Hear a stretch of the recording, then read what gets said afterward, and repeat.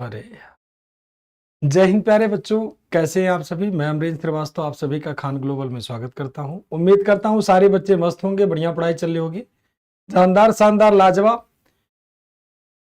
लंबा समय हो गया इतिहास पढ़ाते पढ़ाते। आज से आपका इतिहास का आगाज शुरू हो चुका है। 2012 से हिस्ट्री पढ़ा रहे। काफी लंबा टाइम हो गया पढ़ाते पढ़ाते। में से बहुत सारे बच्चे ऐसे होंगे जो मुझे अच्छे से जानते होंगे, कहीं ना कहीं देखे होंगे किसी न किसी प्लेटफॉर्म पे, किसी न किसी जगह पर। तो काफी टाइम हो गया है, ऐसा नहीं कोई नया चीज है। और इतिहास को 10 से 11 तरीके से हम लोग पढ़ते हैं। एक नए एनर्जी के साथ स्टार्ट करते हैं हम लोग हिस्ट्री को। हाँ, गुड मॉर्निंग सभी को। कनिष्का जी जय हिंद सारे बच्चे। सभी को जय हिंद, सभी को राधे राधे। उम्मीद करता हूँ सारे बच्चे मस्त होंगे। तो शुरू करते हैं क्लास को। सबसे पहले अगर हम बात कर लेते हैं, जब हिस्ट्री की, इतिहास की बात करते हैं, कई सारी चीजें आपको हिस्ट्री में देखने को मिलेगा कि हिस्ट्री बेसिकली होता क्या है, इतिहास क्या होता है। सबसे पहले जान लीजिए हम लोग हिस्ट्री पढ़ेंगे कैसे, तो पढ़ने का तरीका क्या होता है। जो शब्द होता है हिस्ट्री, सबसे पहले जान लीजिए हिस्ट्री हम लोग कैसे पढ़ेंगे, क्या तरीका होगा, क्या फॉर्मूला होगा, क्या क्या चीजें हम लोग हिस्ट्री में जाएंगे। आपका नोट्स भी हमारे पास है, अच्छी बात है, उसे यूज करो, बढ़िया से यूटिलाइज करो।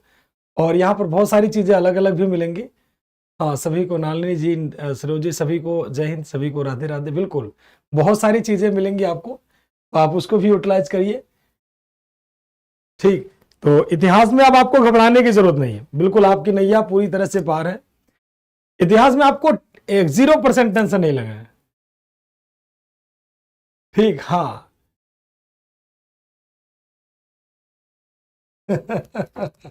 चलिए, कोई बात नहीं, पढ़ेंगे मस्त होकर के यार। चलो देखते हैं इतिहास।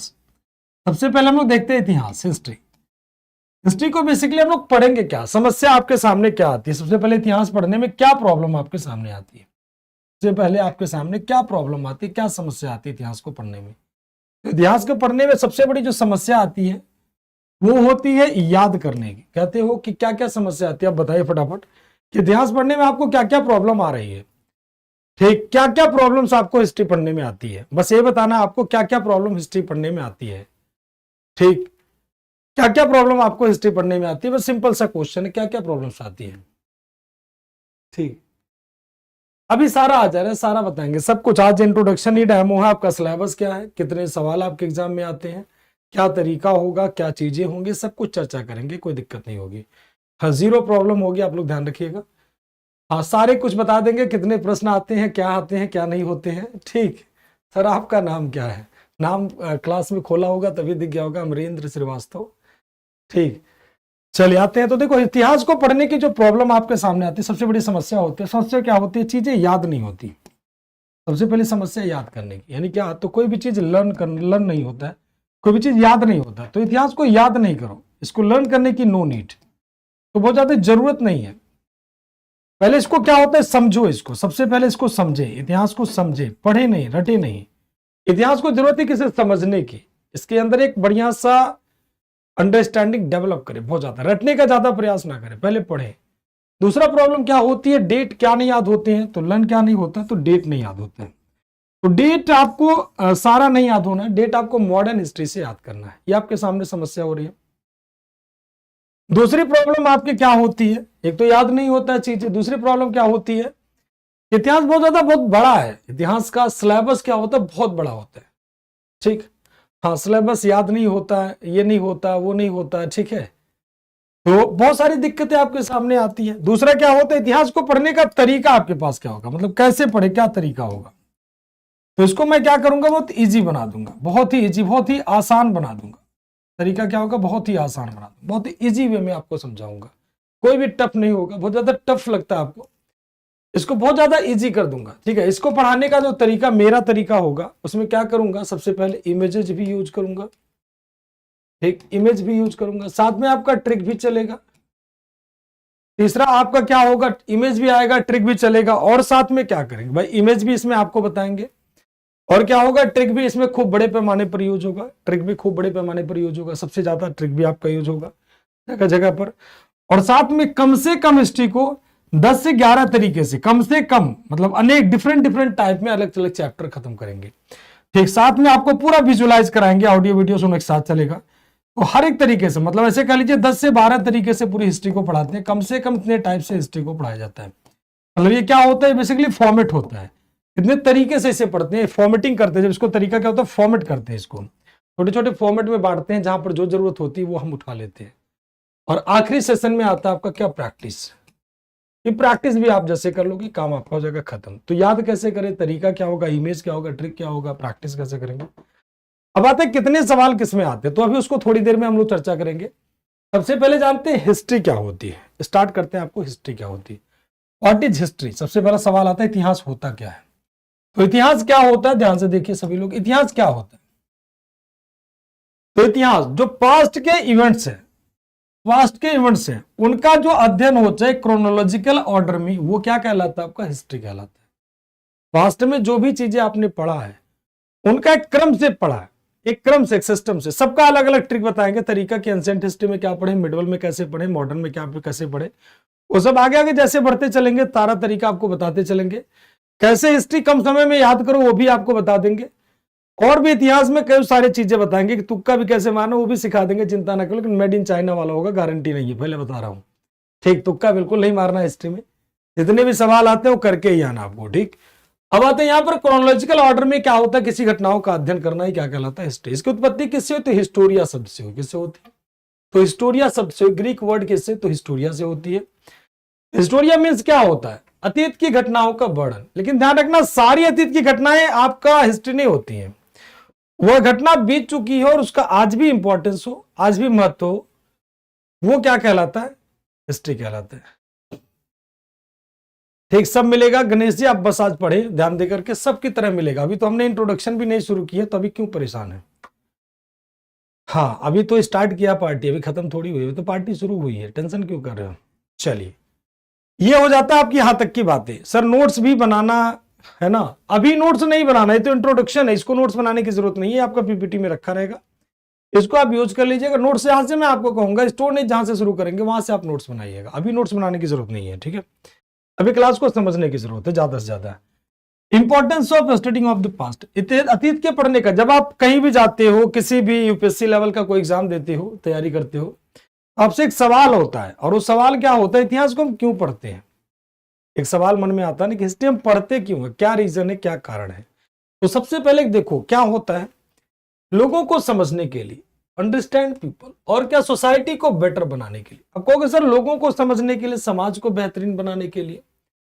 अब लोगों को समझने के लिए, अब एक एग्जाम्पल बताओ, दो एग्जाम्पल आपके सामने ले रहे हैं हम, आपके सामने एक ले रहे हैं नाम हम औरंगजेब, एक नाम लिया हमने औरंगजेब, एक नाम लिया मैंने आपके सामने औरंगजेब, दूसरा ही नाम लिया वहीं पर अकबर। आप क्या बनना ज्यादा पसंद करोगे, आपको कहा जाए इन दोनों में से बढ़िया व्यक्ति कौन था, औरंगजेब या अकबर। मतलब एक पर्सन को समझने के लिए अगर हम बात कर लें, सबसे पहले लोगों की बात कर लेते हैं। तो लोगों में दो लोग आते हैं, एक हो गया औरंगजेब, दूसरा हो गया अकबर। तो कौन बढ़िया आदमी था, बस ये बताइए, औरंगजेब या फिर अकबर। हाँ बिल्कुल, बेसिक से क्या, जीरो से स्टार्ट करता हूं, मान के चलता हूं कि आपने जीवन में कभी हिस्ट्री नहीं पढ़ी, बेशक मुझी से पढ़ी हो, फिर भी मान के चलता हूं कभी नहीं पढ़ी हो। तो इसमें सबसे बढ़िया पर्सन कौन हो जाएगा, अकबर। सर अकबर, आनंद जी का आंसर आ गया, सुबोध जी का आंसर आ गया, अमन पटेल जी कह रहे हैं अकबर, अंकित कुशवाहा अकबर, ठीक है सभी का, अनुराग चौहान अकबर, सभी का अकबर अकबर अकबर अकबर। हाँ तो नहीं, अगर आप नॉर्मल बता दो, पढ़ने का क्या, इतना तो सारे बच्चे जानते हैं बेटा, बेशक वो पढ़े हो नहीं पढ़े हो, ठीक, चाहे वो पढ़े हो ना पढ़े, उससे कोई मैटर नहीं करता। आप लोग इतना तो सारे बच्चों को पता होगा कि क्या बनोगे, कहीं ना कहीं अकबर बनना चाहोगे। ठीक, मतलब अब वो दोनों नहीं वाली बातें नहीं, मतलब विचारधारा की बात कर रहा हूं मैं यहाँ पर, ये नहीं कह रहा हूं अच्छा कौन है उसकी बात मैं कर रहा हूं, ठीक है, अच्छे वाली बात कर रहा हूं। आप मत बनो, दोनों में से कोई ना बनो। आप यहाँ पर औरंगजेब बनना चाहोगे, अकबर, डेफिनेटली आपका आंसर क्या होगा, अकबर।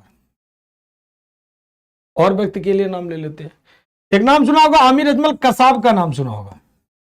कसाब बनना चाहते हो या कलाम साहब बनना चाहते हो, एपीजे अब्दुल कलाम बनना चाहते हो। दो व्यक्ति आपके सामने हैं, बताओ, एक तो कलाम साहब है, APJ Abdul Kalam, doctor APJ Abdul Kalam, दूसरी तरफ है कसाब। क्या बनना चाहते हो, क्या बनना पसंद करोगे यहां पर। कसाब तो डेफिनेटली बनना पसंद नहीं करोगे, तो 100% ही वॉज ए टेररिस्ट, ये टेररिस्ट था, आतंकवादी था।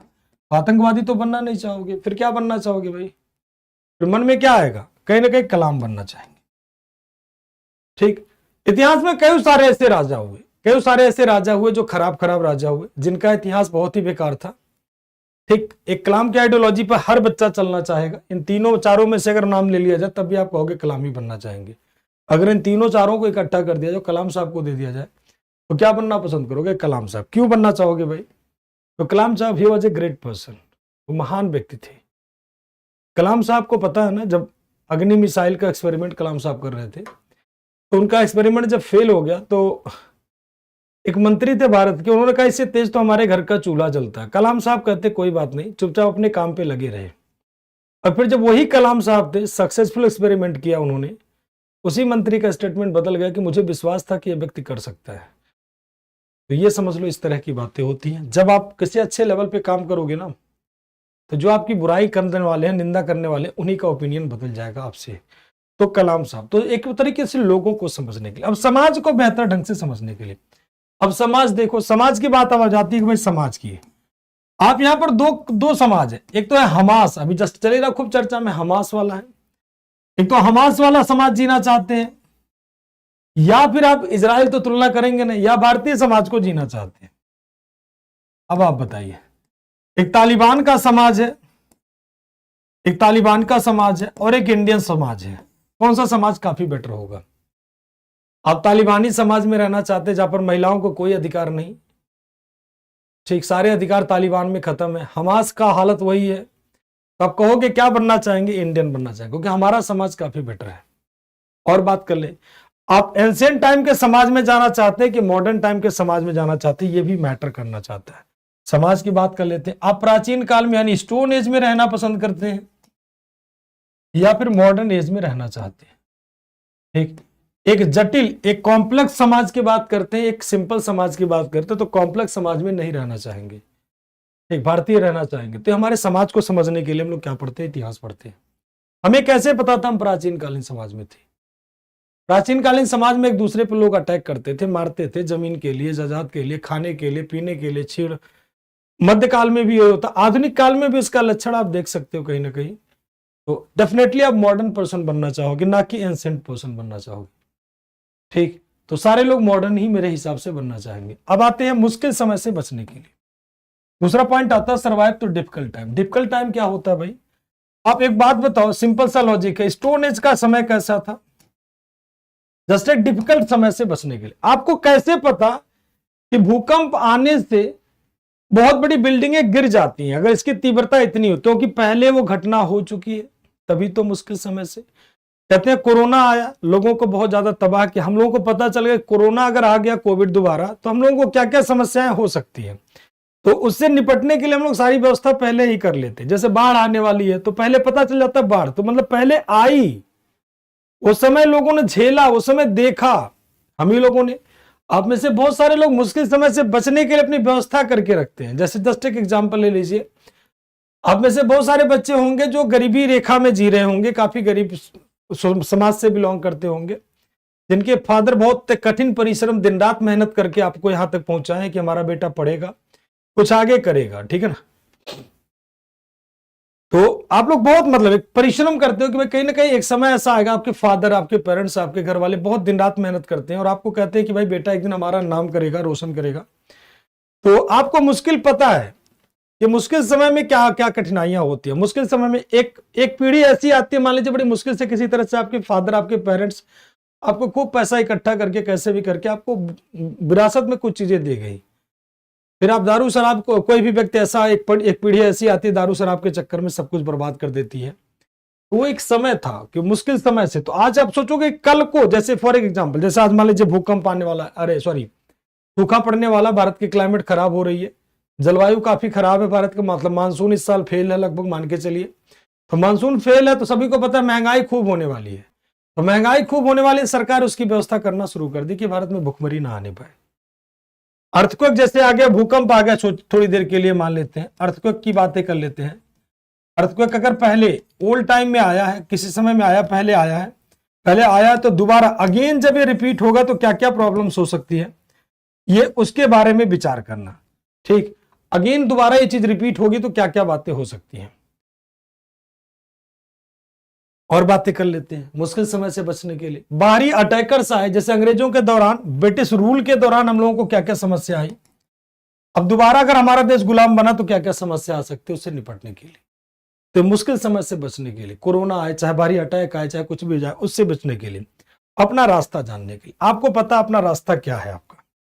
आपका रास्ता दो हो सकता है। एक रास्ता होगा तो अच्छाई का, यानी देश की सेवा करना, देश की सेवा करना, यह आपका अपना गोल होगा। देश के विरोध में नहीं जाना, अगेंस्ट तो जाने की जरूरत नहीं। दूसरा रास्ता आपका कुछ नहीं है। देश के हित में कोई काम, अपने परिवार की सेवा करो तब भी वो देश की सेवा ही मानी जाती है। ठीक। तीसरा, एक उद्देश्य, एक परिप्रेक्ष्य डेवलप करने के लिए। फादर ऑफ हिस्ट्री किसे कहते हैं? हेरोडोटस को कहते हैं। किसे कहते हैं? हेरोडोटस को। तो ये होता हम लोग इतिहास को पढ़ने के फायदे। सभी का क्लियर है? एक बार बता दीजिए सारे बच्चे, सभी का यहां तक क्लियर है? यह है हेरोडोटस, यह है हेरोडोटस। सभी का यहां तक क्लियर है? जल्दी से बताएं सारे बच्चे। अब आते हैं इतिहास का वर्गीकरण। देखो, इतिहासकारों ने अध्ययन को अधिक सुविधाजनक बनाने के लिए 3 भागों में से डिवाइड कर दिया, 3 पार्ट में इसे डिवाइड कर दिया।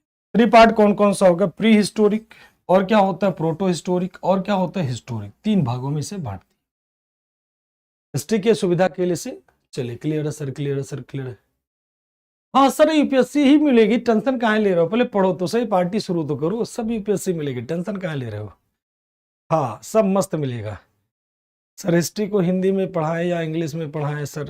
दोनों भाषा, दोनों, राहुल जी, दोनों लैंग्वेज, बाय लैंग्वेज। हिंदी वाले भी मस्त रहो, इंग्लिश वाले भी मस्त रहो, ठीक है? दोनों भाषाएं चलेंगे। और बताओ, clear sir? Clear sir? Clear sir? Dheeraj ji का, सुजल जी का, सुबोध जी का, सभी का क्लियर सर? मृत्युंजय जी का सर कितने? अरे भाई, पार्टी भी शुरू होने जो। मृत्युंजय जी, कहीं आप लेक्चर के चक्कर में परेशान हो? आपका पूरा हिस्ट्री पढ़ाएंगे, लेक्चर में नहीं बांटते हैं, ठीक है? कितने घंटे में खत्म होगा? इतने घंटे इतिहास पूरा पढ़ेंगे, टेंशन मुक्त रहो। और ये आपका 1-1 घंटा डेली हो जाएगा, टेंशन ना लीजिए आप लोग। अगर इसके टेंशन में है कि इतिहास डेली नहीं होगी तो डेली होगी।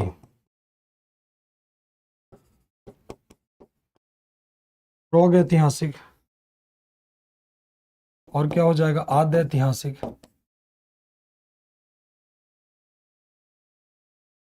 और क्या हो जाएगा? ऐतिहासिक।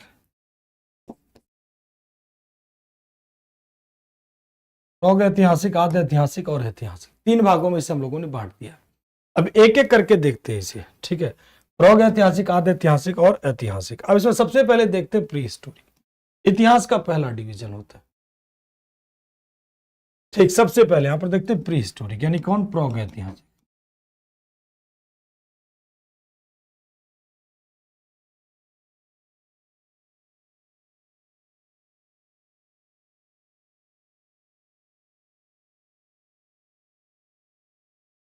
प्रोग ऐतिहासिक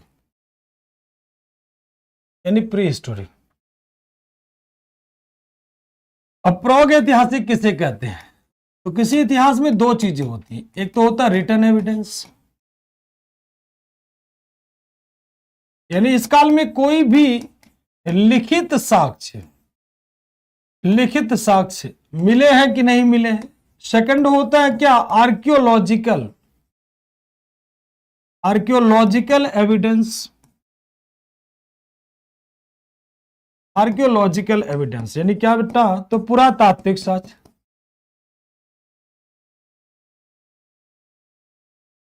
अब बताओ भाई, आर्कियोलॉजिकल एविडेंस, अब दोनों चीजें आपके सामने आ जाती है, रिटन एविडेंस और क्या? Archaeological evidence. तो यहां पर रिटन एविडेंस मिलते हैं कि नहीं मिलते हैं? तो आंसर क्या होगा?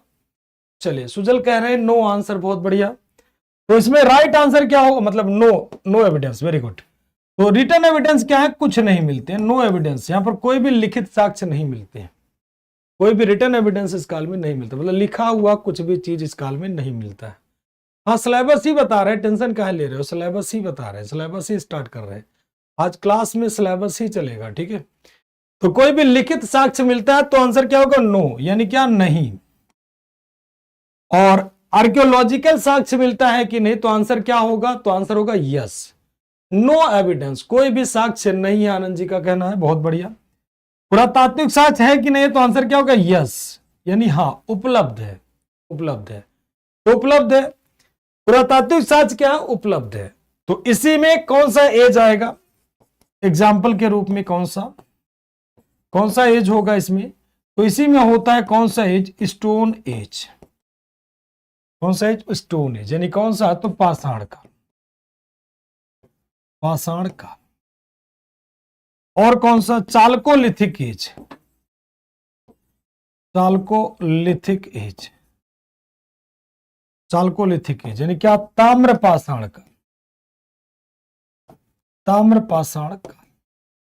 ठीक, तो दो एज आते हैं किसमें, तो इसी के आधार पर आते हैं आर्कियोलॉजिकल एविडेंस के बेस पर। ठीक, दो एज आते हैं। अभी आपको जर्गेंसन, थॉमसन और सबका डिवीजन हम प्रॉपर स्टोन एज में पढ़ाएंगे, ये तो बस आपको सिर्फ और सिर्फ समझा रहे हैं। Ice age, sir ice age नहीं आया, आइस एज की बात अभी करेंगे थोड़ी देर में, टेंशन ना लीजिए। स्टोन एज जब चलेगा ना, अभी तो आपको सिलेबस केवल डिस्कस कर रहे हैं, सिलेबस अभी डिस्कस कर रहे हैं, अभी हिस्ट्री स्टार्ट नहीं की है। हिस्ट्री स्टार्ट करेंगे तो प्रॉपर जीरो से स्टार्ट करेंगे, ठीक है। ये केवल आपको सिलेबस समझा रहे हैं क्या क्या है, बस इतना जान लीजिए। तो कोई भी रिटर्न आर्कियोलॉजिकल एविडेंस है, रिटर्न एविडेंस प्राग ऐतिहासिक काल में नहीं है। दूसरा काल आ जाता है आपका कौन सा, तो प्रोटो हिस्टोरिक टाइम, यानी क्या, आद्य ऐतिहासिक काल।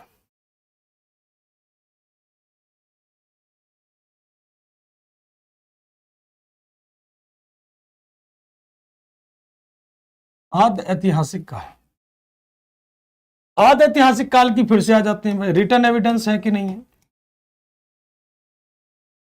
सबसे पहले आर्कियोलॉजिकल एविडेंस की बात कर लेते हैं।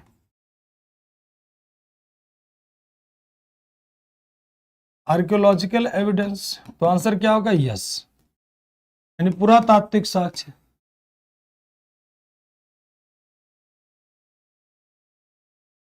तो उत्तर क्या होगा, यस, उत्तर क्या होगा, यस। और बात कर लेते हैं आर्कियोलॉजिकल एविडेंस।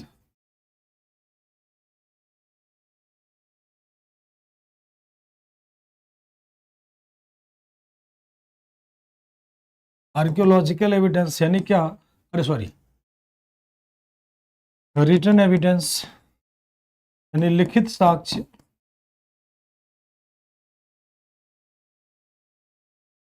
तो आंसर क्या होगा, लिखित साक्ष्य है या नहीं है, तो आंसर क्या होगा, यस, लिखित साक्ष्य भी है, बट नॉट रीडेबल, लेकिन पढ़ा नहीं जा सका, लेकिन पढ़ा नहीं जा सका, नहीं जा सका। जैसे कौन सा एज, जैसे बोस्टोफोडर लिपि आप बात कर लेती है, ठीक है। देखो इतिहास के तीन भागों में हमने बांटा था, pre historic, proto historic, historic, ठीक है, ध्यान से सुन लीजिए। इतिहास को तीन भागों में बांटा है, pre historic, proto historic, historic. इतिहास का दो डिवीजन होता है, एक डिवीजन आपने सुना ही नहीं होगा ज्यादा, तो तीन डिवीजन होता है, एक तो प्री हिस्टोरिक है, दूसरा प्रो हिस्टोरिक, दूसरा होता है हिस्टोरिक। एक डिवीजन आपका ये हो गया इतिहास का। दूसरा डिवीजन अभी और बांट रहे हैं, ठीक, पहले हिंदी में लिख दें, चलो पहले हिंदी में ही लिख देंगे। तो प्री हिस्टोरिक, प्रोटो हिस्टोरिक और हिस्टोरिक, इतिहास को तीन भागों में हमने बांट दिया, ध्यान से सुनिएगा, कुछ नहीं किया अभी, हमने बस इतिहास का विभाजन कर रहे हैं, pre historic, proto historic, historic. जब आप यूपीएससी की तैयारी देने करने जाते हैं तो आपके इतिहास को इसी भाग में बांटते हैं, ठीक। तो pre historic, proto historic, historic. इस काल में पुरातात्विक साक्ष्य मिले, पुरातात्विक साक्ष्य मिलते हैं, जैसे इस काल में देखोगे आप, पत्थरों का काल इसे कहते हैं, पाषाण काल। पाषाण काल में व्यक्ति कुछ लिखता उगता है, नहीं लिखता है ना, पाषाण काल में तो कोई लेखन होगा नहीं, पत्थरों का काल है तो वहां पर लेखन वोखन की तो कोई संभावना ही नहीं, कुछ भी नहीं लिखा जाएगा, ना कुछ लिखा जाएगा, ना कुछ पढ़ा जाएगा, तो उसी कहते हैं क्या, तो पाषाण काल, ठीक। तो उसे कहते हैं कौन सा काल, तो पाषाण काल, पत्थरों का काल। चालकोलिथिक, ताम्र पाषाण काल, कुछ नहीं लिखा गया, पुरातात्विक साक्ष्य है, कुछ यही मिला है। और अब बात कर लेते हैं, और लिखित साक्ष्य कुछ नहीं मिला, पत्थरों के काल में क्या लिखा जाएगा, और इस काल में जो लिखा गया वो पढ़ा नहीं गया। जैसे कौन सा एज आ जाएगा एग्जाम्पल के रूप में, कौन सा एज होगा, कौन बताएगा, एग्जाम्पल के रूप में कौन सा एज आ जाएगा। एग्जाम्पल के रूप में यहां पर कौन आएगा, इंडस वैली सिविलाइजेशन, यानी क्या, सिंधु घाटी सभ्यता, सिंधु घाटी सभ्यता। लो हिंदी में ही पहले लिख दे रहे, सिंधु घाटी सभ्यता, यानी क्या, इंडस वैली सिविलाइजेशन।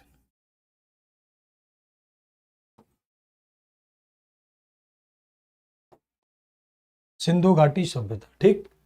हाँ, सिंधु घाटी सभ्यता, बहुत बढ़िया आंसर सभी का, सिंधु घाटी सभ्यता। अब इसके बाद तीसरा डिवीजन आ जाता है क्या, हिस्टोरिक। तीसरा डिवीजन क्या आ जाता है, हिस्टोरिक। ठीक, तीसरा सब्जेक्ट क्या आ जाता है, तो हिस्टोरिक, यानी क्या, ऐतिहासिक। ऐतिहासिक, ऐतिहासिक काल में अगर बात करोगे तो दोनों एविडेंस होंगे, रिटर्न भी होंगे, यानी लिखित साक्ष्य होंगे कि नहीं होंगे,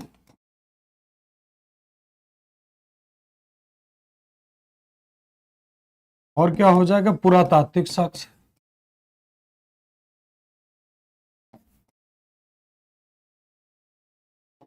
चलिए, तो क्या हो जाएगा, रिटर्न एविडेंस,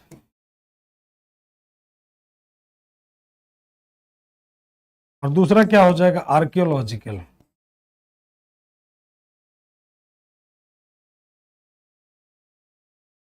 दोनों एविडेंस क्या, यस यस, दोनों साक्ष्य उपलब्ध है।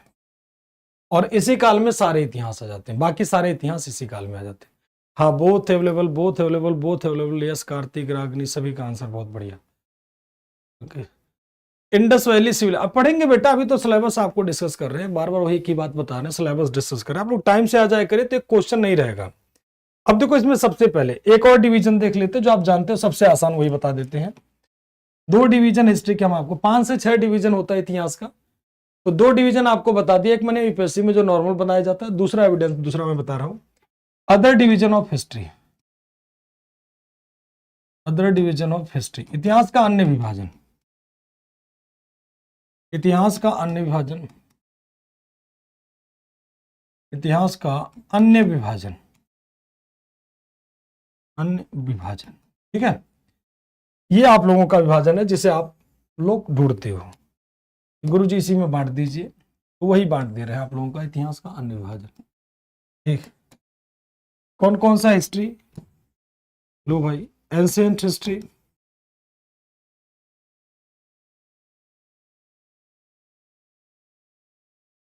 यानी क्या, प्राचीन इतिहास। दूसरा मिडाइवल हिस्ट्री,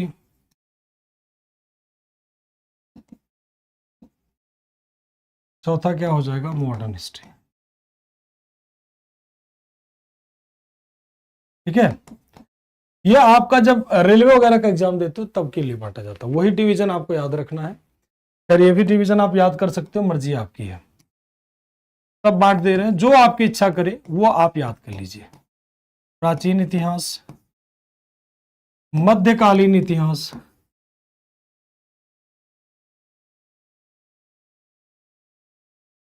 और कौन सा इतिहास हो जाएगा, आधुनिक इतिहास।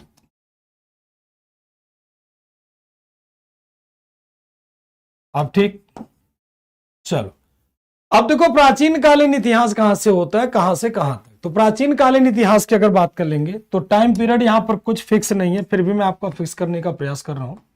ध्यान रखना, ये डेट फिक्स नहीं होते हैं, ये स्टार्टिंग से लेकर के, मतलब जब से शुरू हुआ, यानी शुरू से लेकर के कब तक, तो 1206 एडी तक। पहले 712 मिलेगा तो भी मार्क कर दीजिएगा, क्योंकि 1206 एडी भी माना जाता है, दोनों डेट आपका माना जाता है, दोनों मैं लिख दे रहा हूं। कहीं कहीं 712 लिखा होता है, कहीं कहीं 1206 लिखा, क्यों, क्योंकि ये दौर जो होता है ना, ये दौर अर्ली मिडाइवल को काउंट करते हैं, प्रारंभिक मध्यकाल। ठीक है, इसे गुप्तोत्तर काल भी कह सकते हो, पूर्व मध्यकाल भी कह सकते हो।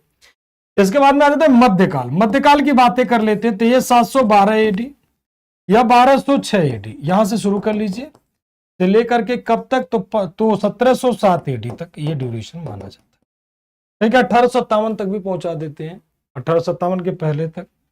आधुनिक इतिहासकार का टाइम जो माना, आधुनिक इतिहास 1707 से लेकर के 1947 एडी तक आपको पढ़ना है, जो आपके सिलेबस का पार्ट है। ठीक, इतनी पूरी हिस्ट्री आपको पढ़नी है। अब इसे हम लोग और एक्सप्लेन कर रहे हैं, अब इसको हम लोग और पढ़ रहे हैं। ठीक है, और इसको एक्सप्लेन कर रहे हैं। जैसे देखो, एंशिएंट हिस्ट्री, एंशिएंट हिस्ट्री में सबसे पहले हम लोग क्या पढ़ेंगे, स्टोन एज। अब कितने सवाल आपके एग्जाम में आते हैं वो भी देख लेंगे अभी हम लोग, कि कितने सवाल एनडीए में आते हैं, कितने सवाल सीडीएस में आते हैं, इस सब में कितने सवाल आते हैं, टोटल क्वेश्चन जितने पूछे जाते हैं, टोटल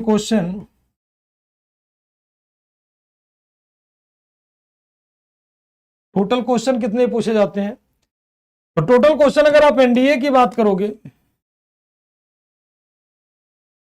एनडीए में 15 से 20 क्वेश्चन के बीच में रहते हैं। ठीक, ये रेशियो कम भी हो सकता है, ये 13 भी कर सकते हैं, 14 भी कर सकते हैं, 14 से लेके 20 तक का कैसा।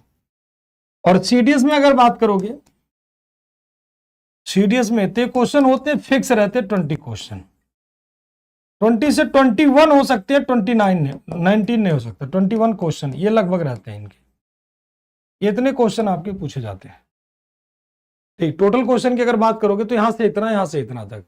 712 में चूंकि मोहम्मद बिन कासिम का अटैक होता है इसलिए वो ड्यूरेशन माना जाता है। ठीक है, सब बताएंगे, एडीबीसी सब बताएंगे, परेशान ना हो, सब एडीबीसी जितना भी है, जितना सवाल आपके मन में रहेगा सबका आंसर देंगे। आपका पूरा इतिहास में जहां से मन करेगा सवाल वहां से पूछ लेना, कोई सवाल ऐसा नहीं मिलेगा जिसका आंसर आपको ना दिया जाए। ठीक है, पूरे इतिहास में भारत से लेके विश्व से लेके जहां मर्जी करेगा वहां का इतिहास पूछ लीजिएगा। टाइम बेटा ये फिक्स है, टाइम बदलता नहीं है, टाइम अब ये चेंज होगा जब होना होगा, अभी तो टाइम फिलहाल यही रहेगा। 11 बजे 3 दिन ज्ञान सर की होगी, 3 दिन मेरी हिस्ट्री होगी। ठीक है, और अगर फ्यूचर में बदलेगा तो आपको बता दिया जाएगा जो भी बदलना है। हाँ, एफकैट में नॉर्मल सवाल रहते हैं, बहुत ज्यादा सवाल नहीं रहता है एफकैट में। एफकैट में नॉर्मल क्वेश्चन रहते हैं। एफकैट हो गया, एफकैट बेसिकली एफकैट की जीएस बहुत आसान रहती है, एफकैट की हिस्ट्री बहुत ही आसान होती है, सीएपीएफ की भी हिस्ट्री आसान रहती है। ठीक, चलिए आगे की तरफ बढ़ते हैं। अब देखो सबसे पहला टॉपिक इसमें हम लोग पढ़ेंगे क्या, स्टोन एज, यानी क्या स्टोन एज, पाषाण काल। ठीक है, सीपीएफ का भी टफ रहता है, सीपीएफ भी अच्छी रहती है, टेंशन मुक्त रहना। अब यहां पर बात कर ले स्टोन एज यानी क्या, तो पाषाण काल। पाषाण काल में सबसे पहला टॉपिक होगा, यहां पर हम आपको बताएंगे यूनिवर्स कैसे बना, मतलब यूनिवर्स के फॉर्मेशन से लेकर, सबसे पहली कोशिका से लेकर, यूनिवर्स के फॉर्मेशन से लेकर, जब से ब्रह्मांड का बना तब से लेके ह्यूमन के पूरे आगमन तक का पूरी घटना जो आपकी होगी। ठीक, सब कुछ बताएंगे यहां पर किसमें, स्टोन एज में, सारा कुछ।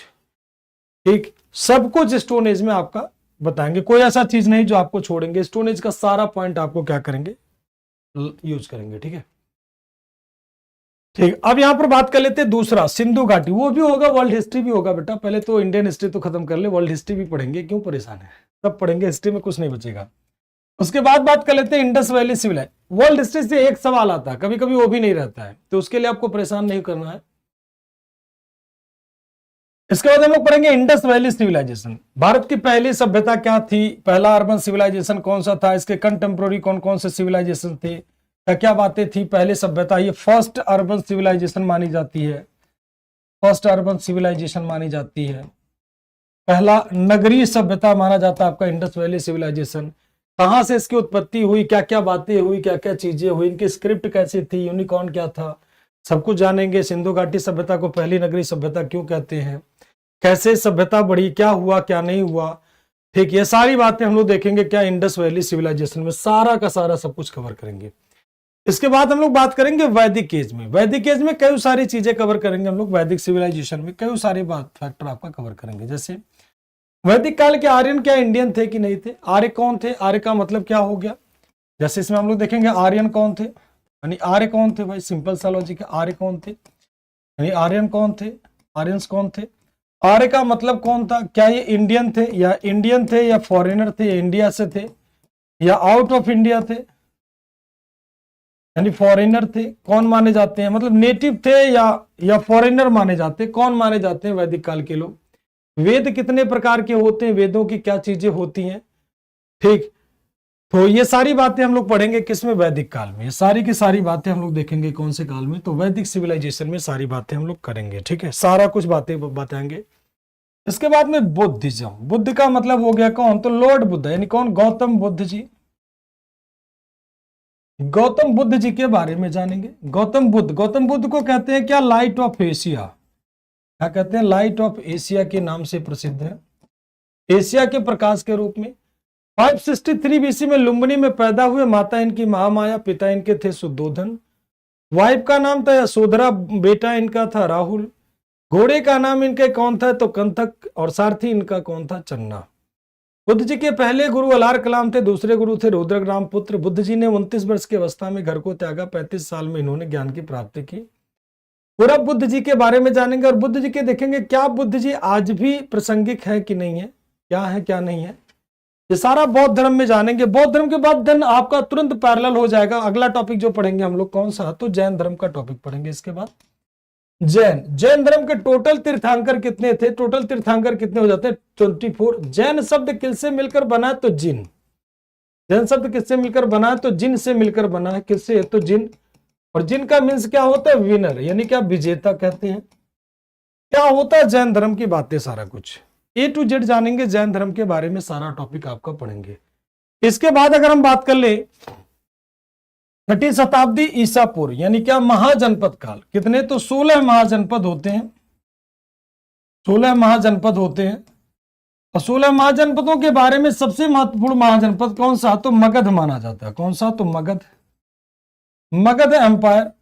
और मगध एम्पायर में 16 महाजनपदों में सबसे पावरफुल मगध माना जाता है। और मगध में सबसे पहले देखेंगे हम लोग हरियंका डायनेस्टी, यानी बिंबिसार अजातशत्रु, सबसे पहले देखेंगे बिंबिसार अजातशत्रु, उसके बाद उदयन, उसके बाद में नंदीवर्धन, हालांकि उसके पहले अनुद्ध मुंडक, नागदशक, ये सब देखेंगे, शिशुनागा डायनेस्टी। फिर इसी के जस्ट बाद तुरंत हम लोग जैसे देखेंगे नंदवंश, धनानंद, धनानंद से आपके बारे में सबको पता हो जाएगा। धनानंद के बाद हम लोग देखेंगे फॉरेन इन्वेजन, यानी विदेशी आक्रमण। विदेशी आक्रमण में 2 तरह के आक्रमण हो आएंगे उस समय, प्राचीन काल में हम लोग देख रहे हैं, ध्यान रखना। 2 तरह के अटैक होंगे, एक तो होंगे कहां के, तो एक होंगे ईरान वाले, यानी कहां पर, ईरान वाले। दूसरा कहां होगा, तो ग्रीक अटैक होगा, ग्रीक अटैक। ईरान वाले जो होते हैं वो अलग होंगे, और ग्रीक वाले कौन होगा, तो अलेक्जेंडर का नाम सभी ने सुना होगा, अलेक्जेंडर का नाम सभी ने सुना होगा, सिकंदर का नाम सभी ने सुना होगा। तो सिकंदर के बारे में जानेंगे कि सिकंदर ऐसा कौन सा कंडीशन था कि सिकंदर इतनी बड़ी महान सेना लेकर के इंडिया आया था और यहां से वापस चला गया। ठीक है, आपके छोटे मोटे जो भी सवाल होंगे वो थोड़ा 2 मिनट बाद आप आखिरी में पूछ लेना, सब मिल जाएगा आंसर। ठीक है, अभी हम लोग सिलेबस फ्लो में डिस्कस करें, तो बीच में आपके कमेंट अभी हम नहीं लेंगे। आखिरी में 5 मिनट के जितने भी होंगे, क्योंकि सिलेबस डिस्कशन हो रहा है, बीच में रुक जाएगा। ठीक है, आखिरी में जितने कम क्वेश्चन होंगे आप लोग पूछ लेना।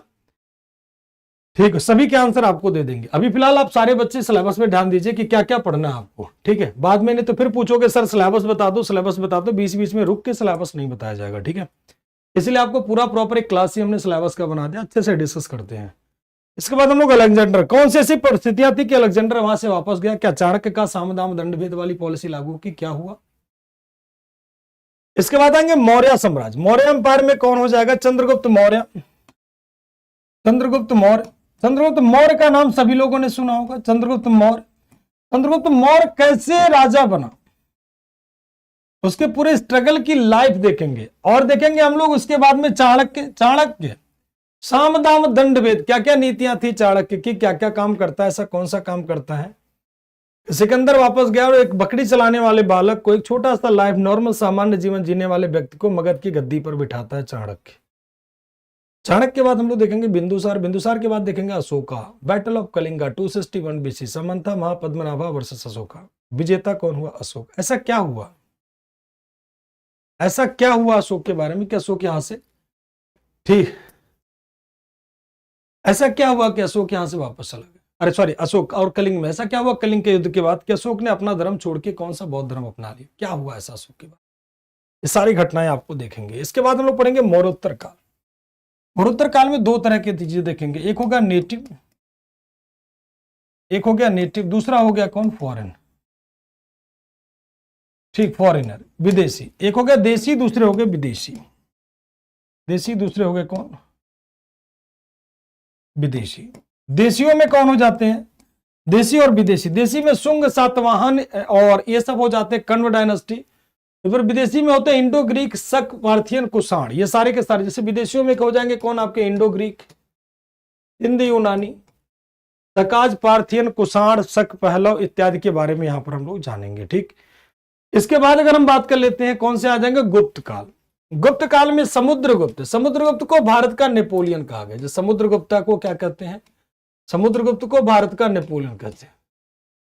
समुद्रगुप्त को क्या कहते हैं, नेपोलियन ऑफ इंडिया, क्या कहते हैं, नेपोलियन ऑफ इंडिया, भारत का नेपोलियन कहते हैं। क्या कहते हैं, भारत का नेपोलियन, भारत का नेपोलियन। ठीक, जैसे समुद्रगुप्त को भारत का नेपोलियन किसने कहा था, तो विंसेंट आर्थर स्मिथ ने कहा था, विंसेंट आर्थर स्मिथ ने कहा था,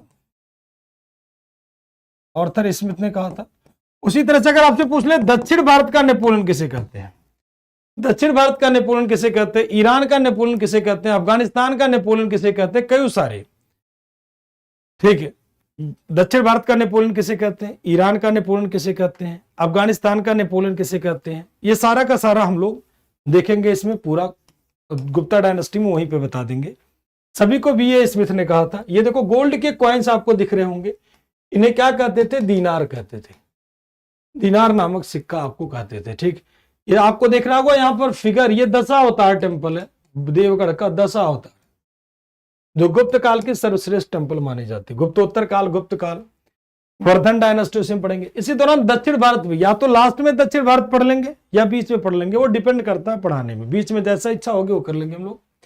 इधर दक्षिण भारत पढ़ेंगे तो एक साथ ही पढ़ेंगे, कहीं भी पढ़ेंगे एक साथ। संगम हो गए, चोल हो गए, चालुक्य हो गए, पल्लव हो गए, राष्ट्रकूट हो गए, सारे साउथ इंडियन एक साथ कवर करेंगे हम लोग सिलेबस में। बीच में नहीं रोकेंगे कि ऐसा नहीं कि हाँ यहाँ या तो एकदम लास्ट में पढ़ लेंगे या तो बीच में पढ़ लेंगे। ठीक है, कहीं भी जहां जरूरत होगी इसके हिसाब से दक्षिण भारत पढ़ लेंगे। आर्किटेक्चर साउथ इंडिया में मतलब एंशिएंट टाइम में क्या था, कैसा था, इसका एक अलग क्लास प्रॉपर पढ़ाएंगे, क्योंकि आर्ट एंड कल्चर से सवाल आपका आता है, तो इसको हम लोग या तो यहीं पे कर लेंगे या तो प्रॉपर अलग से कर लेंगे। ठीक, नेक्स्ट पॉइंट की तरफ आते हैं हम लोग। दक्षिण भारत में क्या, तो लिटरेचर, और या तो इसके साथ ही साथ हम लोग बुक वगैरह करते जाएंगे, जैसे कालिदास की बुक हो गए, हर्षचरित हो गए, या अलग से इसकी क्लास रख लेंगे, वो डिपेंड करता है क्लास में पढ़ाने के दौरान। बुक और लिटरेचर क्या था इस काल में। पूर्व मध्यकाल, पूर्व मध्यकाल में आता है आपका राजपूत काल। राजपूत काल में आते हैं कौन, पृथ्वीराज चौहान जी, यानी कौन, राजपूता डायनेस्टी। ठीक, राजपूत देखेंगे हम लोग किसको, तो पृथ्वीराज चौहान जी का नाम सभी ने सुना होगा। पृथ्वीराज चौहान यानी चौहान वंश, सामान वंश, ये सब देखेंगे हम लोग इस काल में, बीच के टाइम में देखेंगे। और पृथ्वीराज चौहान जी दिख रहे हैं आपको, एक उनके बारे में हम लोग जानेंगे कि कैसे थे पृथ्वीराज चौहान जी। इधर मुस्लिम अटैक शुरू हो जाएगा 712 का। मोहम्मद बिन कासिम का अटैक हो जाएगा। महमूद गजनवी आ जाएगा, महमूद गजनवी का अटैक हो जाएगा। इसके अलावा कौन हो जाएगा, मोहम्मद गोरी का अटैक हो जाएगा। गजनी, गोरी, कासिम, ये सब देखेंगे हम लोग 20 के टाइम में। ठीक है, ये जब भारत पर मुस्लिम अटैक जो आपको देखने को मिल जाएगा। इसके बाद आपका खत्म हो जाएगा एंशिएंट हिस्ट्री का पार्ट, फिर शुरू हो जाएगा आपका दिल्ली सल्तनत। दिल्ली सल्तनत में कौन कौन सी डायनेस्टी थी, जैसे स्लेव डायनेस्टी, स्लेव को बांटेंगे, ममलूक हो जाएगा, ममलूक हो जाएगा, इलबारी हो जाएगा, इलबारी डायनेस्टी हो जाएगा, और कौन, बलबनी डायनेस्टी हो जाएगा। 3 डायनेस्टी हम लोग यहाँ पर देखेंगे। कुतुबुद्दीन ऐबक हो गया, दिल्ली सल्तनत पूरा प्रॉपर पढ़ेंगे। गुलाम वंश के बारे में जानेंगे सारा कुछ। ट्रिक आपका बीच बीच में खूब चलेगा, तो टेंशन नहीं लेना कि ट्रिक नहीं सर रहेगा, ट्रिक खूब रहेगा। गुलाम स्लेव डायनेस्टी के बाद हम लोग आ जाएंगे किसमें, तो खिलजियों की डायनेस्टी देखेंगे। खिलजी, जलालुद्दीन खिलजी, अलाउद्दीन खिलजी, यानी खिलजी वंश। सबसे पहले कौन बनेगा, जलालुद्दीन, जलालुद्दीन खिलजी, जलालुद्दीन खिलजी। और कौन हो जाएगा इधर, अलाउद्दीन खिलजी, अलाउद्दीन खिलजी। अलाउद्दीन खिलजी की मार्केट कंट्रोल पॉलिसी और सारे बैटल देखेंगे, बैटल ऑफ चित्तौड़ से लेकर सबसे पहले battle of Gujarat 1298, battle of Ranthambore 1301, battle of जो है आप देखोगे चित्तौड़ 1303, रतन सिंह वर्सेस अलाउद्दीन खिलजी। और पूरा का पूरा रियलिटी सुनाएंगे, पूरी पूरी रियल कहानी सुनाएंगे आपको, किसका, रानी पद्मावती की। ठीक, जब यहाँ पे पढ़ेंगे खिलजी का चित्तौड़ का अभियान कि अलाउद्दीन खिलजी कैसा था, क्या था, उसके बारे में जानेंगे। और रियल कहानी सुनाएंगे आपको किसकी, अलाउद्दीन, ठीक, खिलजी की पूरी कहानी बताएंगे। इसके बाद हम लोग देखते हैं बेटा किसके बारे में जानेंगे, तो तुगलक वंश के बारे में जानेंगे। किसके बारे में जानेंगे, तुगलक वंश। तुगलक वंश के बारे में देखेंगे हम लोग गयासुद्दीन तुगलक, गयासुद्दीन तुगलक, गयासुद्दीन तुगलक। और बढ़ेंगे एक एक करके, मोहम्मद बिन तुगलक, यानी कौन, एमबीटी, एमबीटी मोहम्मद बिन तुगलक। और कौन, फिरोज शाह तुगलक, एफएसटी, सबके बारे में जानेंगे। यहाँ पर एक फोर्ट दिख रहा होगा, तुगलकाबाद फोर्ट। अब कई सारे लोग कहते हैं कि मोहम्मद बिन तुगलक एक पागल सुल्तान था, क्या वास्तव में पागल था कि नहीं था, उसके बारे में जानेंगे। फिर इधर चलो भाई, मोहम्मद बिन तुगलक एक पागल सुल्तान था कि नहीं था, पूरा देखेंगे। उसके 5 परियोजना, 5 के 5 प्रोजेक्ट क्यों फेल हुए, और कितनी कहते हैं ना, जैसे मोहम्मद चक दे इंडिया मूवी अगर देखोगे तो वहां पर बार बार कहते हैं ना कि ये मोहम्मद बिन तुगलक बना, क्या वास्तव में पागल है। रक्त पिपासु का दर्जा उसे दे दिया गया, किसको? मोहम्मद बिन तुगलक को। मोहम्मद बिन तुगलक के बाद देखेंगे फिरोज शाह तुगलक। फिरोज शाह तुगलक ने फिरोजाबाद, हिसार सिटी, फिरोजपुर, फिरोज शाह कोटला, तमाम सारे बड़े बड़े शहर बनवाता है। इसके बाद आ जाते हैं सैयद वंश, छोटा सा एक वंश होगा, खिजर खां, मुबारक शाह, मोहम्मद शाह, अलाउद्दीन आलम शाह, छोटे छोटे 4 शासक होंगे। ये डायनेस्टी के बारे में जानेंगे, ठीक है। लोदियों के बारे में जानेंगे, Bahlol Lodi, Bahlol Lodi, Sikandar Lodi, A to Z सारे के बारे में जानेंगे। सिकंदर लोदी, सिकंदर लोदी के बाद हम लोग पढ़ेंगे किसके बारे में? इब्राहिम लोदी, इब्राहिम लोदी, इन सब के बारे में जानेंगे। सिकंदर लोदी ने 1504 में एक आगरा शहर बनाया था और 1506 में राजधानी दिल्ली टू कहां कर दिया? आगरा कर दिया। दिल्ली से कहां कर दिया? तो आगरा राजधानी ट्रांसफर कर दिया। दिल्ली टू कहां कर दिया? आगरा राजधानी ट्रांसफर कर दिया, ठीक है। सिकंदर लोदी के बारे में बात कर ले, गजे सिकंदरी शुरू किया, मुहर्रम के त्योहार पे रोक लगवा दिया, कई सारे काम करता। क्यों करता? क्या वास्तव में आगरा शहर क्यों बनाएगा? आगरा तो पहले बढ़िया शहर था, तो गांव छोटे छोटे हुआ करते, फिर आगरा शहर क्यों बनाया गया? इब्राहिम लोदी का देखेंगे बैटल ऑफ खतौली, जिसमें राणा सांगा से इब्राहिम लोदी पूरी तरह से हार जाता है। फिर उसके बाद में फर्स्ट बैटल ऑफ पानीपत, और इब्राहिम लोदी की मृत्यु हो जाएगी। और कौन आ जाएगा आपका सल्तनत? तो मुगलिया सल्तनत। मुगलिया सल्तनत में जाने से पहले हम लोग बीच में देखेंगे कौन सा empire? Vijayanagara empire. Vijayanagara empire यानी क्या? भूला साम्राज्य से कहते हैं, भूला साम्राज्य। किसने कहा था? रॉबर्ट स्वेल ने कहा था। रॉबर्ट स्वेल का आंसर था फॉरगेटन एम्पायर, यानी ऐसा साम्राज्य जो भूल गया हो इतिहास में, जिसे बारे में पता ना हो। क्योंकि बहुत लंबे समय के बाद विजयनगर की चर्चा होती है, जब हम्पी की खोज होती है, विजयनगर की राजधानी हम्पी की खोज होती है। और इसमें सबसे फेमस पर्सन थे कृष्णदेव राय और उनके दरबार के प्रसिद्ध विद्वान तेनालीरामा रामाकृष्णा। इधर देखेंगे उत्तर भारत के डेक्कन के जो साम्राज्य थे, छोटे छोटे राजवंश जो बन रहे थे, उनके बारे में जानेंगे। डेक्कन में छोटे छोटे साम्राज्य इसी के दौरान बन रहे थे। फिर आ जाएंगे आपके भक्ति और सूफी बीच में बच रहा था, उसे भी कंप्लीट करेंगे। भक्ति और सूफी आंदोलन, कि भक्ति आंदोलन क्या था, सूफी आंदोलन क्या था, भक्ति का मतलब क्या होता है, सूफी का मतलब क्या होता है, ठीक। देन आपका शुरू हो जाएगा कौन सा? मुगलिया सल्तनत। और मुगलिया सल्तनत में सबसे पहले देखेंगे किसको? तो बाबर, यानी कौन? जहीरुद्दीन, जहीरुद्दीन मोहम्मद बाबर, जहीरुद्दीन मोहम्मद बाबर, ठीक। जहीरुद्दीन मोहम्मद बाबर। बाबर का अर्थ क्या होता है? बाबर मीन्स होता है टाइगर। बाबर मीन्स होता है क्या? तो टाइगर। बाबर का अर्थ होता है क्या? टाइगर। और मुगल वंश की उत्पत्ति कैसे हो, मुगल कहां से बने, क्या हुए क्या नहीं हुए, ठीक। ये पूरा का पूरा आपका देखेंगे हम लोग यहां पर। बाबर ने कौन कौन सा बैटल लड़ा? पानीपत, खानवा, चंदेरी, घाघरा। कब लड़ा? तो 21 अप्रैल 1526 में बैटल ऑफ पानीपत, फिर बैटल ऑफ खानवा, फिर बैटल ऑफ चंदेरी। ये सारा का सारा हम लोग पढ़ेंगे किसमें? मुगलिया सल्तनत में। हुमायूं और Sher Shah Suri, battle of Kannauj, battle of कौन सा? चौसा, ये सब देखेंगे। हुमायूं कैसे लड़खड़ाता रहा और लड़खड़ाते लड़खड़ाते इस दुनिया से चला गया, ठीक है। तो जानेंगे हुमायूं। शेरशाह सूरी के बारे में जो चालाक लोमड़ी के नाम से जाना जाता है, ये हो गया हुमायूं, और इधर हो गया शेरशाह सूरी। हुमायूं को चालाक लोमड़ी के नाम से जाना जाता है, चालाक लोमड़ी के नाम से जाना जाता है। फिर पढ़ेंगे कौन? जलालुद्दीन मोहम्मद अकबर बाजी, जलालुद्दीन मोहम्मद अकबर बादशाह गाजी, ये इसका पूरा नाम था, जलालुद्दीन मोहम्मद अकबर बादशाह गाजी। यानी किसके बारे में? तो अकबर के बारे में जानेंगे। अकबर कौन था, क्या था, क्या नहीं था, इसके बारे में पूरा जानेंगे। अकबर की बेगम का नाम जोधाबाई था कि नहीं था। अकबर की पूरी लाइफ देखेंगे, अकबर के दरबार के नौरत्न देखेंगे, ठीक। जैसे फैजी, अबुल फजल, अब्दुल रहीम खान खाना, बीरबल, भगवान दास, मान सिंह, मुल्ला दो प्याजा, ठीक। और आपके पढ़ेंगे कौन? टोडरमल, तानसेन, इन सब के बारे में जानेंगे हम लोग, ठीक। इन सभी के बारे में हम लोग जानेंगे इसका अकबर के बारे में। अकबर के दरबार की सारी पॉलिसी, सुलहकुल क्या होती थी, दीने इलाही क्या होती थी, सब कुछ जानेंगे A to Z, जितना भी होगा डेप्थ से डेप्थ पढ़ेंगे। इसके बाद और बात कर लेते हैं हम लोग किसके? जहांगीर के बारे में। जहांगीर का ओरिजिनल नेम क्या था? सलीम। और सलीम को पढ़ोगे तो सलीम की प्रेमिका कौन थी? इसके समय को कहते हैं गोल्डन एज ऑफ पेंटिंग। क्या हो जाएगा? गोल्डन एज ऑफ यानी चित्रकारी का स्वर्णकाल। यहां पर देखो जहांगीर आपका दिख रहा होगा।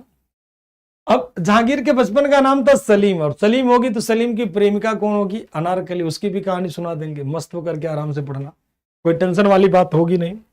अब इसके बाद तो शाहजहां। शाहजहां का ओरिजिनल नेम क्या था भाई? शाहजहां का ओरिजिनल नेम क्या था? फटाफट कमेंट करके बताइए। और ये ताजमहल, ताजमहल किसकी याद में बनवाया गया था? ताजमहल है, ताजमहल किसकी याद में बनवाया गया था? तो आंसर क्या हो जाएगा? मुमताज। मुमताज का ओरिजिनल नेम क्या था? अर्जुमंद बानो बेगम। अर्जुमंद बानो बेगम, ध्यान रखना है। अब आपसे ये नहीं पूछेगा ताजमहल किसकी याद में बना? मुमताज। मुमताज बिल्कुल नहीं, इसका ओरिजिनल नेम पूछेगा। हाँ बहुत बढ़िया अंकित, खुर्रम। बहुत बढ़िया आंसर सभी के, खुर्रम। खुर्रम इसका नाम होगा, ओरिजिनल नाम इसका क्या होगा? खुर्रम। बहुत बढ़िया। मुमताज की याद में, मुमताज की याद में सुबोध, खुर्रम। बहुत बढ़िया। तो सारा का सारा पूरा डेप्थ में पढ़ेंगे, इसका पूरा पोस्टमार्टम करेंगे बढ़िया सा डेप्थ में जा करके, किसका? ताजमहल का। अब ताजमहल बनाने वालों के हाथ काटे गए कि नहीं काटे गए, इस पर भी चर्चा करेंगे। अब आते हैं, अगला प्रश्न आ गया औरंगजेब। औरंगजेब इतना क्रूर क्यों था? क्या रीजन थे औरंगजेब के क्रूर होने का? कारण क्या था? ऐसा क्या किया था औरंगजेब के लोग इसे बिल्कुल पसंद नहीं करते थे, इसे लाइक नहीं करते थे?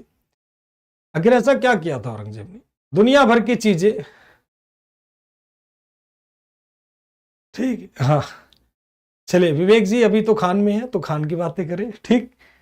चलिए, तो औरंगजेब ने कई सारे टेंपल तोड़े, काशी विश्वनाथ टेंपल, सोमनाथ टेंपल, केशवराय मंदिर, कई सारे मंदिर तोड़े, कई सारे अन्य सारे काम करता है। सारे काम कौन करता? औरंगजेब। नेक्स्ट बात कर लेते हैं, मुगल साम्राज्य का विघटन कैसे हुआ, साम्राज्य का पतन कैसे हुआ, और इसी में देखेंगे हम लोग क्या, तो लेटर मुगल के बारे में बात करेंगे। उत्तर मुगल, उत्तर मुगल में आपके कौन हो जाएंगे? तो Bahadur Shah, Jahandar Shah, Farooq seal, रफीउद्दौला, रफीउद्दर्जात, Mohammad Shah, Ahmad Shah, Alamgir, Akbar second, Bahadur Shah second, ये सारे के सारे बातें करेंगे। क्या ये वास्तव में कट्टर था औरंगजेब के बारे में, उसके बारे में पूरा डेप्थ में पढ़ेंगे। और इसके बाद में जैसे मुगलिया संप्रत खत्म हुई, सबसे छत्रपति शिवाजी महाराज आपको दिख रहे होंगे, यानी शिवाजी महाराज, यानी कौन? मराठा शुरू कर देंगे आपको यहाँ पर। नेक्स्ट आ जाएंगे हम लोग मॉडर्न हिस्ट्री। ये तो गए मेडिवल। अब आ जाते हैं आपके कौन से? Modern history. समय थोड़ा बहुत कम है, तो मॉडर्न हिस्ट्री को बस देख लेते हैं अच्छे से।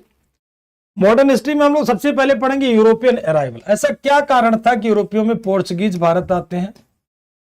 ठीक, यानी कौन? पुर्तगाली। पुर्तगाली, टेंशन नहीं लेना, सभी को शुद्ध हिंदी लैंग्वेज में चलेगी, टेंशन मुक्त रहना है। तो पुर्तगालियों के बारे में जानेंगे हम लोग। पुर्तगाली कौन थे, क्या थे, कहां से आए थे, क्या किया था इन्होंने?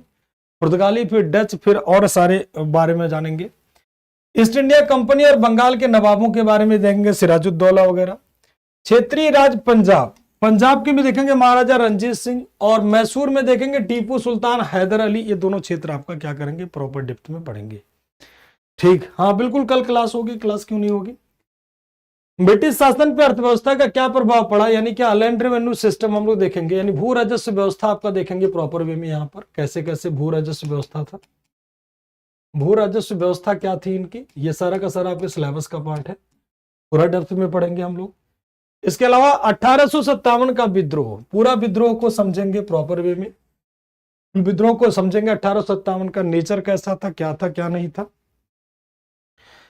फिर इसके बाद में और बात कर लेते हैं हम लोग अन्य जन आंदोलन, जो ट्राइबल मूवमेंट होते, अन्य बीच वाले आंदोलन, ये सारा देखेंगे। बीच में जैसे इंडिगो मूवमेंट हो गया, इंडिगो रिवोल्ट हो गया, सारा का सारा ये सारा बीच में देखेंगे, 1857 के बीच का दौर। फिर कांग्रेस से पूर्व स्थापित राजनीतिक संस्थाएं कौन कौन सी थी, और इंडियन नेशनल कांग्रेस क्या था। भारतीय राष्ट्रीय कांग्रेस आपका हो गया, इंडियन नेशनल कांग्रेस के बारे में जानेंगे, कब बनी थी, क्या हुआ था। कांग्रेस के बाद हम लोग देखेंगे गरम दल और नरम दल। कांग्रेस में होता है गरम दल और नरम दल, सूरत स्प्लिट के नाम से जाना जाता है।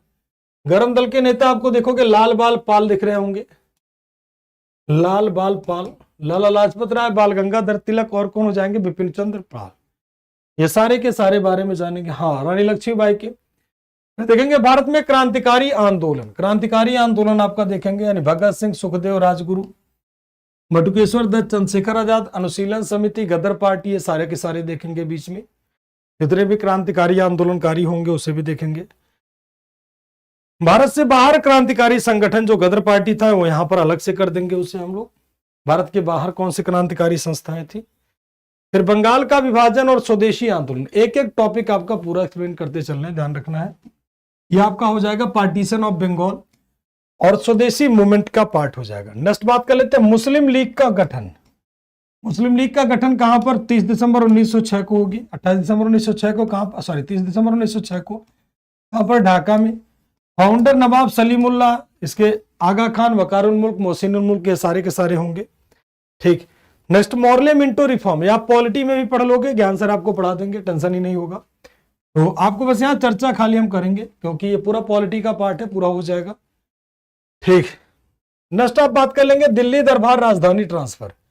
12 दिसंबर 1911 को दिल्ली दरबार लगता है। कब? 12 दिसंबर 1911 को दिल्ली दरबार लगता है और राजधानी क्या कर दी जाती है, ट्रांसफर कर दी जाती है। ठीक। ये सब आपका पूरा का पूरा सिलेबस है, सारा का सारा सिलेबस है जिसे आपको पढ़ना है। नेक्स्ट इसके बाद में लखनऊ अधिवेशन 1916 का, लखनऊ सेशन होगा 1916 वाला। लखनऊ अधिवेशन कहां पर हुआ, कैसे हुआ, क्या हुआ।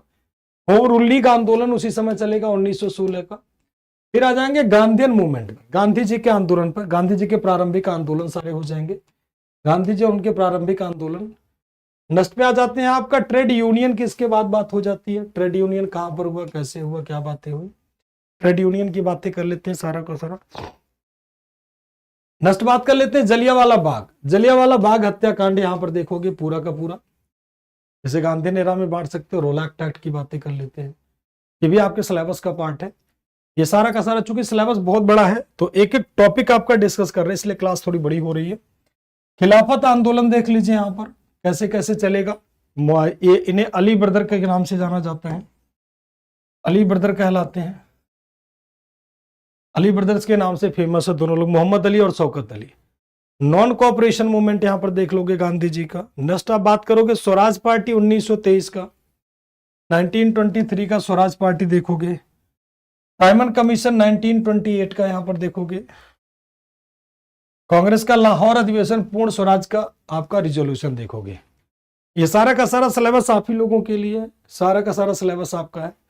1930 का जो है सिविल डिसोबीडियंस मूवमेंट जो है 12 मार्च 1930 का।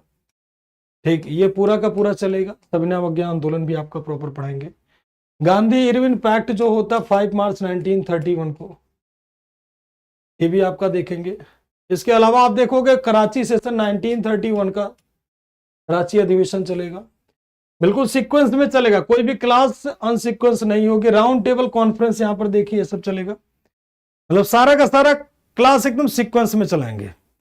सर सिलेबस बहुत ज्यादा, तो हम क्या कर सकते हैं भाई, हिस्ट्री आप लोग कहते हो ना हिस्ट्री हिस्ट्री, तो वो आपको इसीलिए दिखा रहे हैं कि हिस्ट्री वास्तव में हिस्ट्री क्या होती है। कांग्रेस समाजवादी पार्टी को देखेंगे।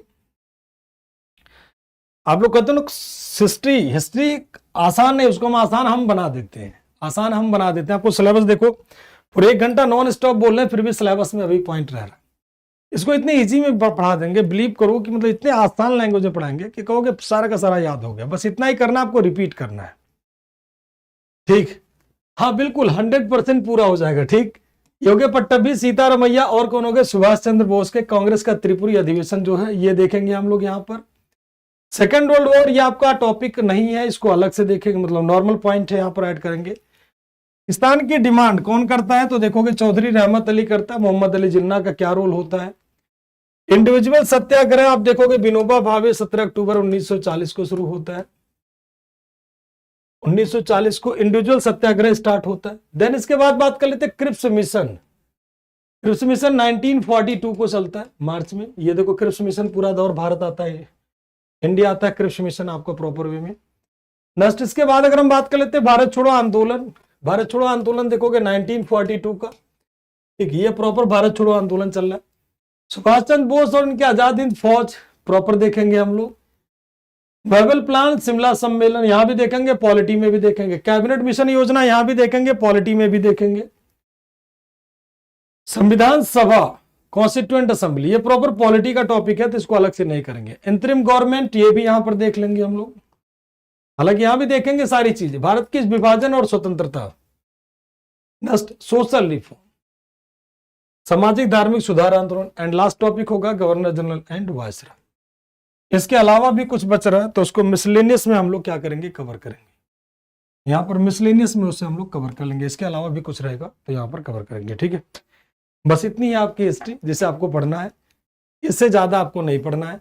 अब कोई सवाल हो तो आप लोग पूछ लीजिए, कोई भी सवाल हो तो आप लोग पूछ ले, इतना इजी वे में पढ़ाएंगे। सर पीडीएफ दे दीजिएगा, सब पीडीएफ मिल जाएगा। पीडीएफ कोई ऐसा नहीं जिसका पीडीएफ आपको ना मिले, हर एक क्लास का पीडीएफ आपको प्रॉपर मिल जाएगा। हम क्या करेंगे पीडीएफ, बताइए, आप ही लोगों के लिए है, ठीक। कोई भी सवाल किसी के मन में हो जल्दी से पूछ लीजिए, 2-3 मिनट आपको दे रहे हैं प्रॉपर वे में, जल्दी। सर पहली बार पढ़ रहा हूँ, मजा आ रहा है, कल से मजा खूब आ जाएगा, टेंशन ना लो। कल या परसों से तो मतलब अगली जो क्लासेस होंगी, अभी तो आपका नॉर्मल डिस्कशन चलेगा, लेकिन इसके बाद खूब मजा आने वाला, बिलीव करो, ऐसा दिल खुश हो जाएगा कि सारी क्लास बेशक बंक हो जाए, इतिहास नहीं बंक करोगे।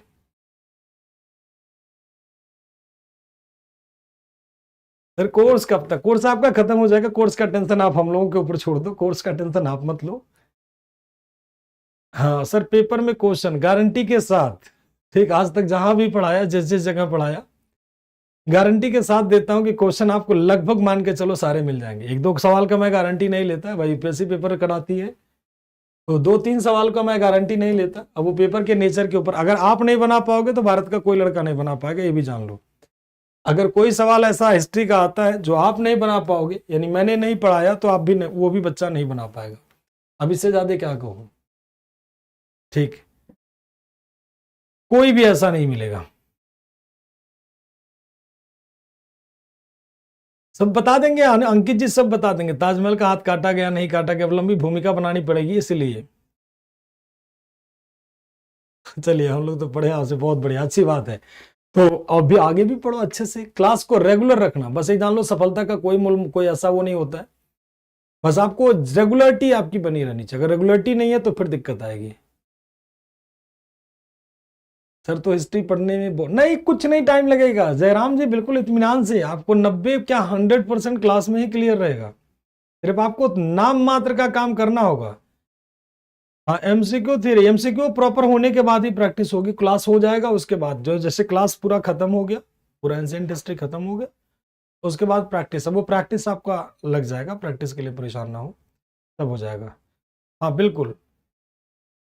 चलिए, तो एक बात हमेशा ध्यान रखना, फुल एनर्जी फुल डेडिकेशन के साथ काम करना, सारी घटनाओं को भूल जाओ, सारे दर्द को भूल जाओ, और मस्त होकर के पूरे एनर्जी के साथ, अरे भाई आप लोग देश के सोल्जर हो, सोल्जर, ठीक है, और सोल्जर कभी हार नहीं मानता है, और कमिटमेंट कर दिया ना तो किसी की मत सुनो, खुद की सुनो। कमिटमेंट कर दिया ना, जिस दिन आपने सोच ले कि हम तैयारी करेंगे, उस दिन आपने अपनी स्टार्टिंग तैयारी शुरू कर दी है, तो पीछे नहीं हटना है। कहते हैं ठान लिया तो ठान लिया, कुछ भी हो जाए वर्दी लेकर रहेंगे, तो वर्दी तो लेकर ही रहना है, अगर आपने ठान लिया तो वर्दी लेकर रहना है। क्लियर? चलिए, तो आज का सेशन यहीं पर रखते हैं। जय हिंद, जय भारत, वंदे मातरम। Thank you to all.